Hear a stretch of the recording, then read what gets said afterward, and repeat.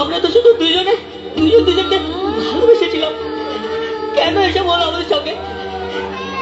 হ্যাঁ, আমার প্রিয়া অসুস্থ। হ্যাঁ, প্রিয়া